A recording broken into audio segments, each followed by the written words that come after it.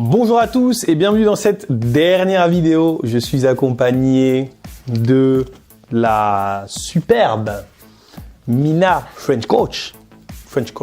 Neurolanguage, ça s'appelle comment? Neurolanguage Coach. Neurolanguage Coach. Il reste deux derniers thèmes. On y va, Mina, c'est parti. Quel est le premier thème dont tu vas nous parler? Ok, alors je vais parler de confiance. Ok. La question, comment créer un climat de confiance entre élèves et entre l'élève et le prof? D'accord. Alors, puisque je travaille avec des adultes,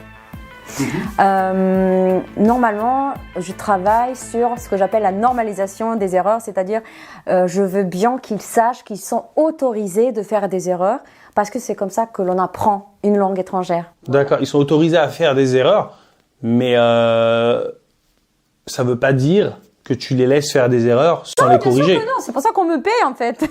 Moi, je les corrige. Ah, d'accord. Voilà, je suis là pour vous corriger. Donc, juste parler, ok? S'il y a parfois des corrections que vous ne comprenez pas pourquoi je vous ai corrigé, on va en parler, on va en discuter. D'accord. C'est comme ça qu'on fait en fait. Donc, c'est pas la fin du monde si on fait une erreur. Voilà. C'est ça. Et donc, on essaye de créer vraiment ce climat favorable à l'apprentissage.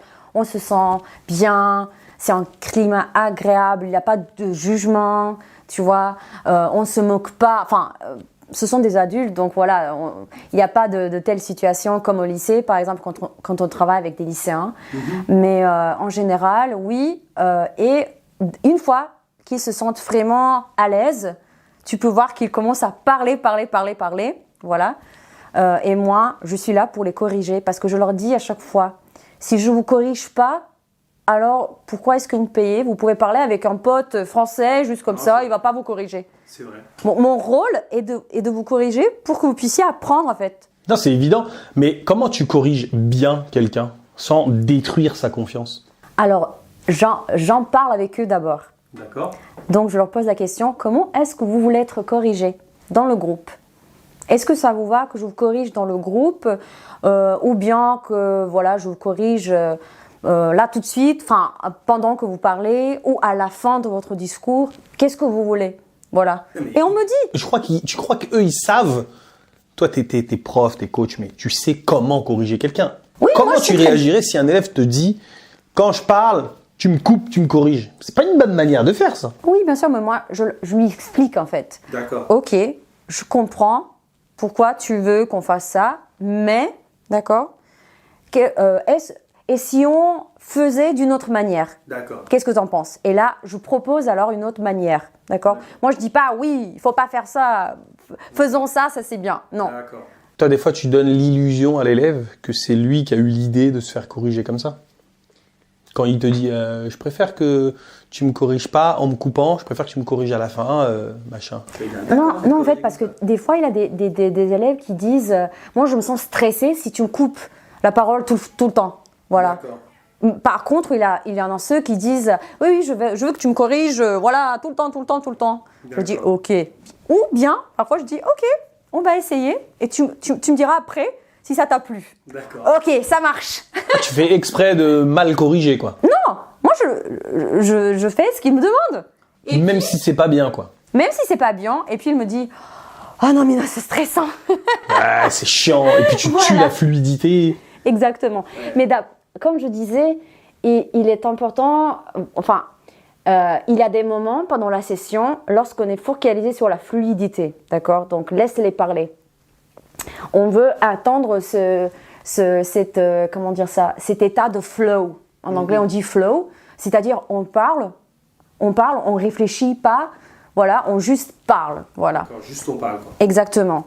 Par contre, comme je disais, quand on explique une règle de grammaire, bien sûr, voilà, il faut être. Enfin, on est en train d'analyser. C'est pas la fluidité qui est importante dans ce cas. C'est clair. Ouais, chaque thème a son objectif. Exactement. Et en fonction de l'objectif, tu peux corriger d'une manière ou d'une autre, sans pour autant tuer la confiance que les gens ont entre eux, quoi. Ok.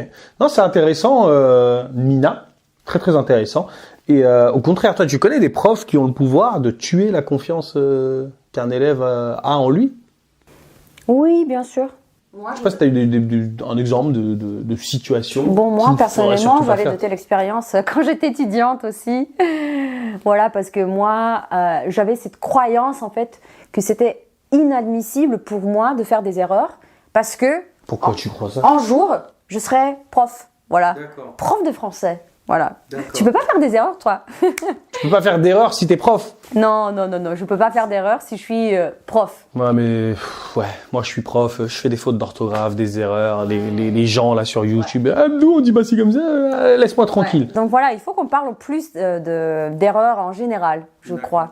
Mais toi, tu penses qu'on peut traumatiser un élève en le corrigeant sans cesse? Exactement, pour toute la vie. Et pour toute la vie, je veux dire, et ça peut aussi, avoir un impact sur, pas uniquement sur l'apprentissage du français, mais aussi sur sa vie, quoi. Exactement. Ouais, il peut perdre confiance en lui à cause d'un prof, pas méchant, mais un prof maladroit. Tout à fait. Ok, intéressant. Merci pour la confiance, je sais pas si tu as autre chose à ajouter. On passe directement à la prochaine carte. Et la dernière carte, relation. Comment créer un groupe avec de bonnes relations? Oui, ça c'est très important, surtout si on travaille en groupe. Moi j'adore travailler en groupe parce que j'aime bien cette interaction entre eux, pas uniquement interaction prof-élève. Mais je crois que, en fait, pour une prof, il faut pas que la prof soit juste locutrice native. Donc moi je maîtrise la langue très bien et ça suffit. Non, pas du tout. Afin d'être capable de communiquer avec des gens, il faut qu'on ait des compétences communicatives.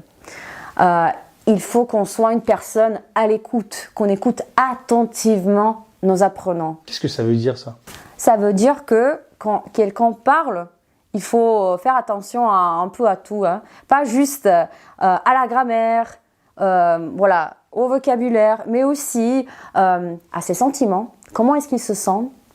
La personne, par exemple, si j'ai un apprenant qui vient très fatigué, il me dit j'ai eu une journée très chargée.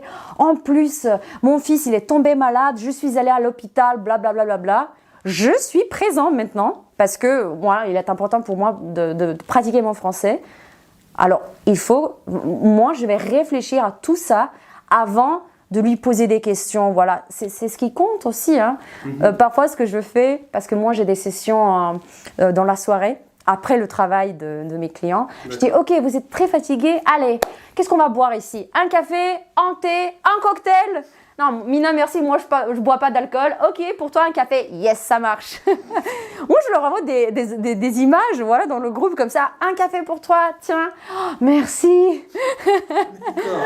Ouais, t'adaptes un peu la situation. Enfin, tu t'adaptes à la situation. Exactement. Et à l'humeur de tes élèves. Exactement. Donc, être une prof, c'est beaucoup plus que juste enseigner la langue. C'est être animateur aussi. Aussi, ce qui est important, c'est qu'on soit égaux. Donc, il n'y a pas de supériorité. Moi, je ne suis pas la prof et toi, t'es un apprenant ici. Moi, je suis supérieur à mes élèves en français. Hein. Ah bon? Quand même. C'est eux qui apprennent, c'est moi qui enseigne. Oui, mais pas forcément. Et tu sais pourquoi? Par exemple, quand j'ai un expert en économie devant moi, qui est mon client, et moi, je lui dis, écoute, moi, je ne suis pas experte en économie, d'accord? Mon rôle est juste de t'aider à transférer toutes tes connaissances, par exemple, de l'anglais en français, ou du serbe, voilà. Moi, je fais ça. Moi, je t'aide à transférer tes connaissances. Mais moi, je suis experte en langue, pas en économie. Tu vois? Oui, ça c'est pour une personne qui travaille dans l'économie, qui a des réunions qui parlent de ce thème-là en français. Oui, d'accord. C'est-à-dire que lui, il peut employer des termes que toi, tu ne connais pas. Exactement, tout à fait. Que toi, tu n'utilises pas. Bien sûr. Comme moi, tu me parles de cerveau limbique, de trucs. Ouais, bon. Non, je viens de capter. Je viens de capter. Donc c'est ça la supériorité ou l'infériorité? Non, on est là, d'accord? Moi, je te guide, moi, je t'aide, ok? Lui aussi, il t'aide, hein. Oui, mais moi, je ne suis pas supérieur ou bien inférieur. Ok. D'accord. Par rapport aux relations, j'ai encore une question. Pour toi, c'est quoi la différence entre la relation entre deux élèves qui se parlent pour pratiquer le français et la relation entre un prof et un élève qui se parlent pour pratiquer le français? Est-ce que l'élève a plus confiance quand il parle avec un autre élève où il a plus confiance en lui quand il parle avec un prof? Bah, ça dépend de la prof en fait. Ça dépend de la prof. Si la prof crée cette ambiance voilà, agréable, si la prof vraiment sait comment éprouver de l'empathie, comment être égal voilà, à ses élèves. Donc, dans ce cas-ci, les élèves, ils ne penseront pas « Ah oui, c'est la prof, voilà, c'est la prof qui est là et moi, je suis là. » Et tu sais quoi aussi? Si on est très supérieur, les élèves pensent de la manière suivante. Je vais jamais réussir à parler le français comme elle. Jamais. Voilà. Donc, il est important qu'on s'identifie à nos élèves. D'accord? Moi, je suis passée par ce chemin-là. Donc, je connais tes obstacles, je connais tes difficultés. Je comprends vraiment et je vais t'aider à les surmonter. Tu vois? Ça leur donne un peu la confiance. Ok, si elle peut le faire, moi je peux le faire aussi. Et c'est ça un petit avantage des profs non natives, parce que je crois qu'on peut s'identifier un peu plus à nos élèves. Parce que quand on me voit, moi, on me dit « Oh, mais tu parles français très bien !» Moi, j'ai dit « Je l'ai appris. Moi, je suis pas française. D'accord? Je l'ai appris. Si je peux le faire, tu peux le faire aussi. Moi, je suis pas extraterrestre. » Non. Tu vois? D'accord. Non, c'est clair que c'est un excellent moyen de motiver que de raconter, on va dire, sa propre histoire. La réunion touche à sa fin. T'es fatigué? Oui, un peu, mais c'était un grand plaisir. T'as faim? Ça, c'est vrai. Certainement, oui. Qui est-ce que je devrais aller interviewer, Mina, selon toi? Tu connais quelqu'un que je devrais interviewer qui parle de langue, de coaching ou quelque chose comme ça? Ou j'ai déjà interviewé tout le monde, tu crois? Bon, je vais y réfléchir. J'ai peut-être quelques candidats.